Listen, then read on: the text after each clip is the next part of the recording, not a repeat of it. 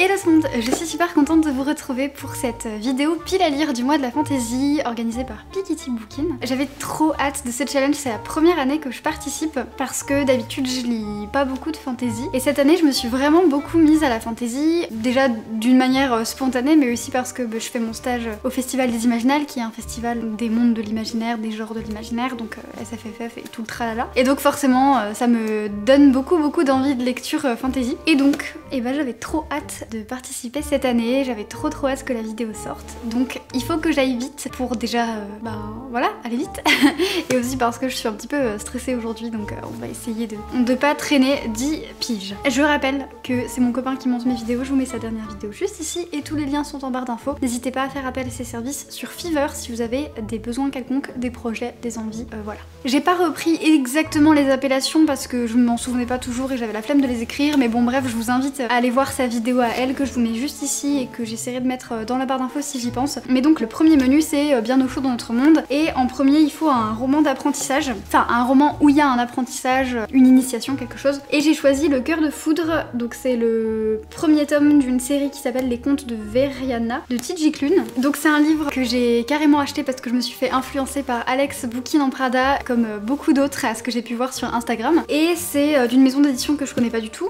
Donc en plus ça me fait découvrir quelque chose. C'est un livre où il y a beaucoup de représentations LGBT, donc déjà c'est super chouette de mettre en avant ce genre de livre. Et en plus moi ça me fait plaisir de lire d'autres choses que voilà, ce que j'ai toujours l'habitude de lire. C'est de la fantasy, c'est complètement décalé. Le personnage principal il va découvrir qu'il a des pouvoirs et il va suivre un apprentissage avec le sorcier du roi. Donc ça rentre dedans. J'ai trop hâte, j'avoue que j'ai commencé à le lire, déjà j'ai lu 2 chapitres et j'aime beaucoup. Ensuite en deuxième il faut lire une saga. Bon j'avoue qu'il y a beaucoup de sagas dans ma pile à lire, donc j'ai pas tenu à mettre un livre parce qu'en fait il y a des catégories pour lesquelles j'ai mis 2 livres et des catégories pour lesquelles j'ai mis 0 livre en me disant que j'allais prendre 2 fois un même livre. Je sais pas si je m'exprime très bien parce que voilà, j'ai envie de vider un maximum ma pile à lire que j'ai déjà avant d'acheter beaucoup d'autres livres, de me donner beaucoup d'envie. J'ai pas non plus envie aussi de terminer le challenge en me disant il y a plein de livres que j'ai pas lus et d'être par conséquent frustrée. Enfin bref, donc voilà, il y a plein de livres qui pourront rentrer dans la catégorie saga, je me fais pas du tout de soucis. Ensuite, il faut un livre avec de la magie ou de la sorcellerie, donc j'en ai 2. Un qui est déjà dans ma pile à lire, il s'agit de Gods of Men de Barbara Kloss où il me semble que c'est de la fantaisie orientale et la nana à un moment donné elle va vivre toute seule dans le désert, je crois un truc comme ça, et elle est un peu magicienne guérisseuse, un truc comme ça.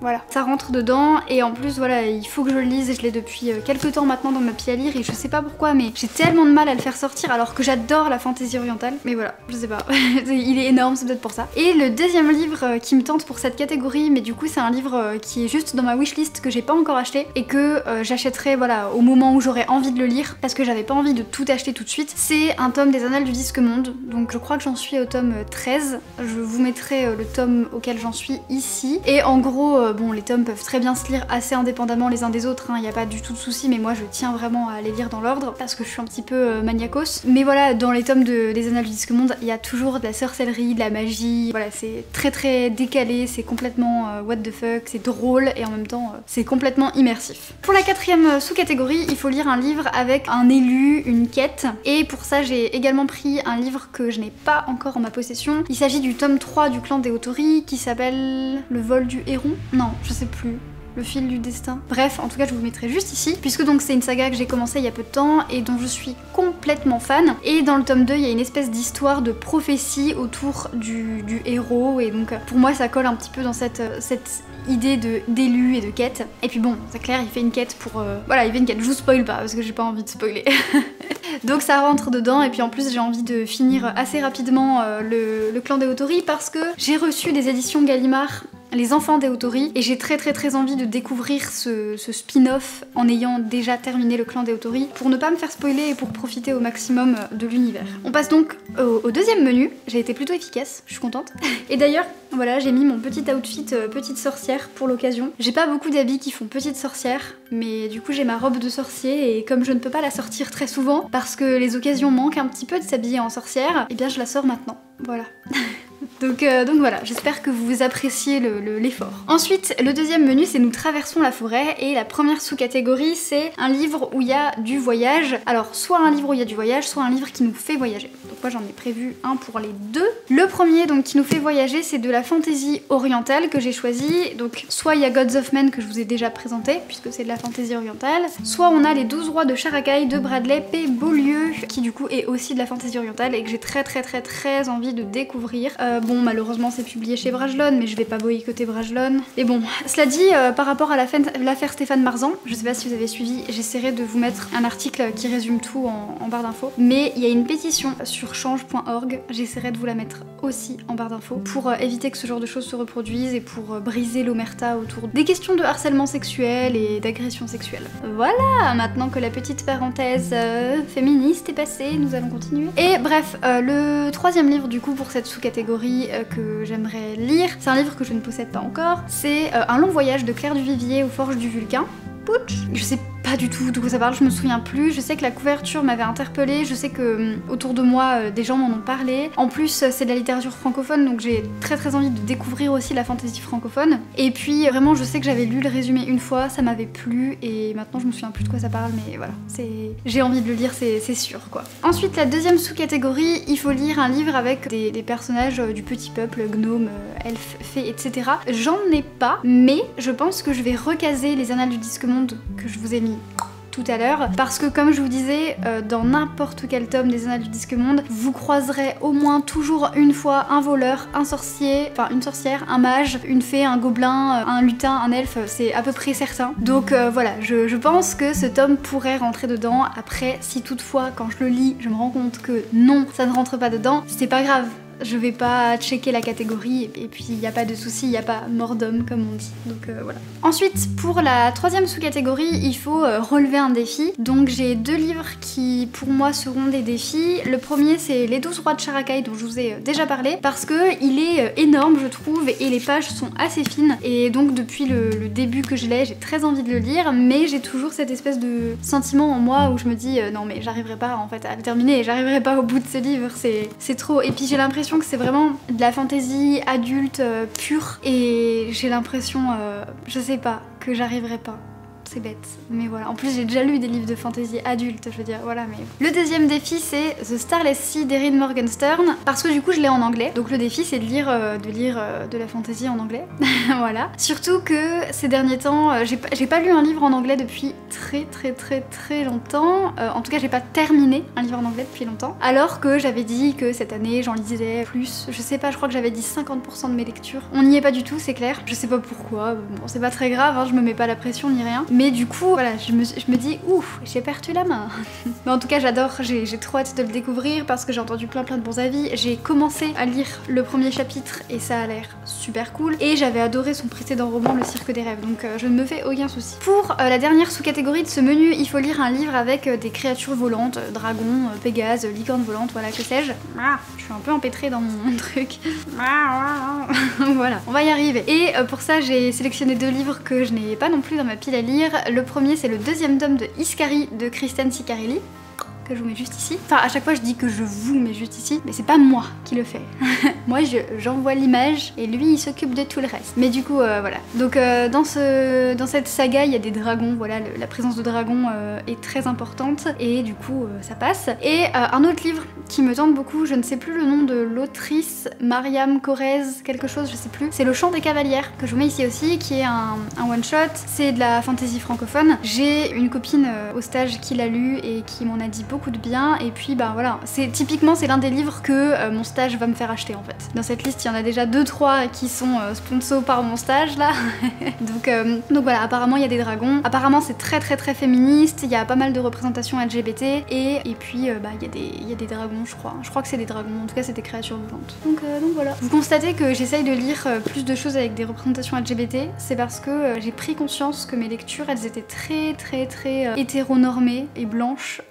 Voilà, donc j'essaye de me diversifier un peu, pas forcément parce que j'ai besoin de représentation, je suis hétéro et blanche, donc pour l'instant je trouve mon compte dans ce que je lis, mais je trouve que intellectuellement j'ai besoin de m'ouvrir à d'autres choses pour comprendre, pour appréhender, et puis voilà, parce que j'ai envie de mettre en avant aussi des livres qui sont un peu moins mainstream quoi. Je suis pas encore la best pour ce genre de choses, mais en tout cas voilà, j'essaye de lire de plus en plus de choses qui sortent un petit peu des représentations normatives, habituelles, un petit peu clichés, pour pouvoir présenter des nouvelles choses, pour pouvoir parler de nouvelles choses, mettre en avant des choses différentes. Voilà, ça me tient un petit peu à cœur. Donc j'essaye, j'espère que vous notez l'effort. Enfin l'effort, c'est pas un effort, mais que vous notez que j'essaye quoi. Je suis en train de m'ouvrir à des choses nouvelles et ça me fait vraiment plaisir. Parce que je sens que je m'ouvre en fait, ça fait plaisir. Je sais pas si vous voyez ce que je veux dire, j'ai l'impression de passer pour la grosse meuf qui a été fermée d'esprit pendant des années, mais en fait c'est pas que j'étais fermée d'esprit du tout, j'ai jamais été homophobe, j'ai jamais été raciste, ou à la limite j'ai été sexiste mais envers moi-même quoi. Mais c'est que je lisais un petit peu ce qu'on me disait de lire et j'avalais ce qu'il y avait dans les livres en me disant bah c'est la norme, allez. Alors que non. Donc voilà, là aujourd'hui j'essaye de lire d'autres choses et du coup de découvrir ces autres choses et de les mettre en avant. Tout ça pour dire ça. Ensuite le troisième menu c'est vers d'autres contrées. La première sous-catégorie j'ai méga triché, mais genre méga triché. Mais moi je trouve que ça passe. Il faut lire un livre avec de la romance dedans. Je pense qu'il y aura de la romance dans au moins un de ces livres que je vous ai cités, mais j'avais pas envie de spécifiquement chercher un livre avec de la romance. Et en plus il y avait un livre qui me tentait, que j'ai trop envie de lire et que du coup j'ai un petit peu essayé de mettre dans une catégorie un peu comme ça. Il s'agit de Le sang de la cité de Guillaume Chamadjian, je sais plus exactement son nom, toutes les infos seront en barre d'infos. En fait, ça va être une saga de 6 tomes. Il y aura 3 tomes Capitale du Sud et 3 tomes Capitale du Nord. Et en fait, donc là on a le premier tome de Capitale du Sud qui est sorti aux Forges du Vulcain il y a pas longtemps et qui est écrit par justement Guillaume Chamadjian.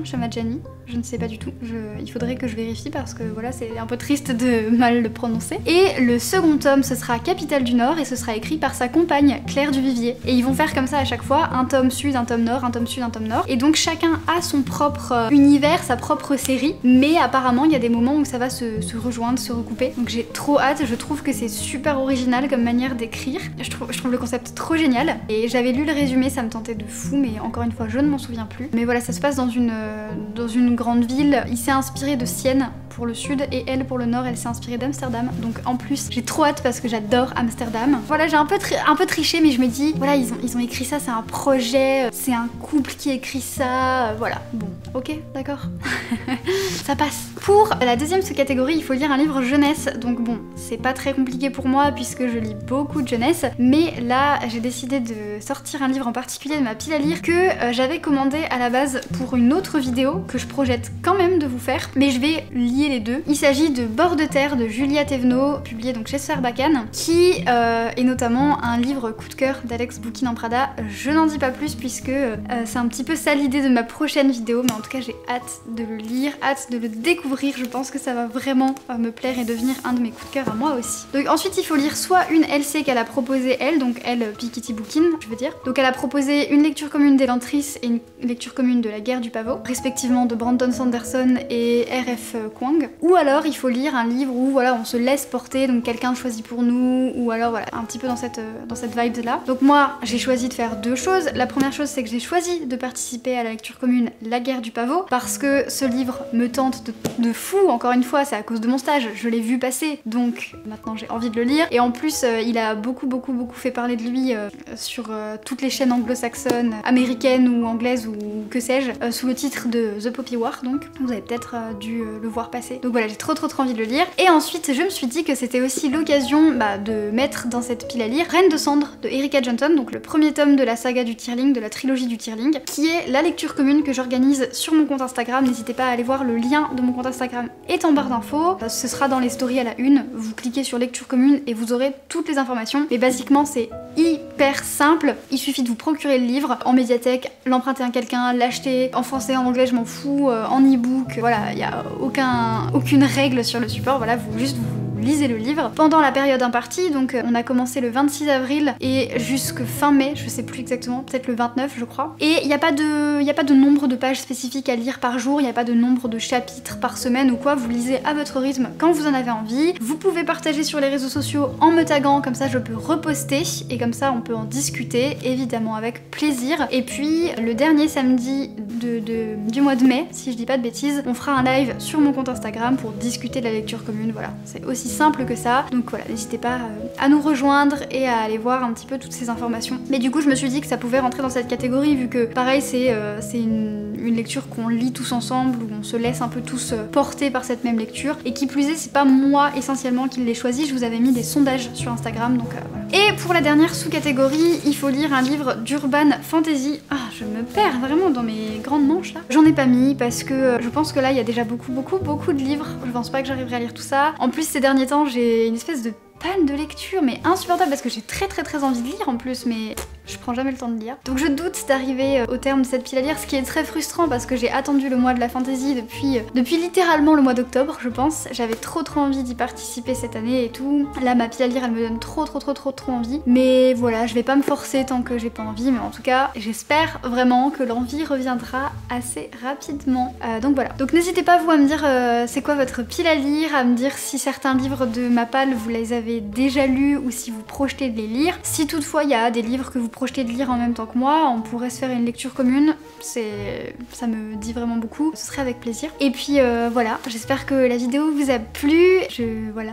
Je sais pas quoi dire, je suis un peu perdue, c'est bizarre, d'habitude je suis pas perdue. Mais je vous fais de gros bisous, je vous souhaite de très bonnes lectures. J'espère que vous allez bien en ce moment, que le moral ça va, parce que bon, ça commence à devenir très long et compliqué cette période et on comprend pas trop ce qui nous arrive je trouve. Mais voilà, en tout cas, sachez que mes DM sont ouverts si vous avez envie de papoter, c'est avec plaisir. Je suis très active sur Insta et pas trop ailleurs. Mais donc voilà, n'hésitez pas à aller sur Instagram pour papoter avec moi. En attendant, n'hésitez pas à liker la vidéo, à partager, à vous abonner, à mettre la petite cloche et à commenter. Et puis voilà, moi je vous fais de gros bisous et je vous retrouve la semaine prochaine pour, il me semble, un update lecture. Et oui.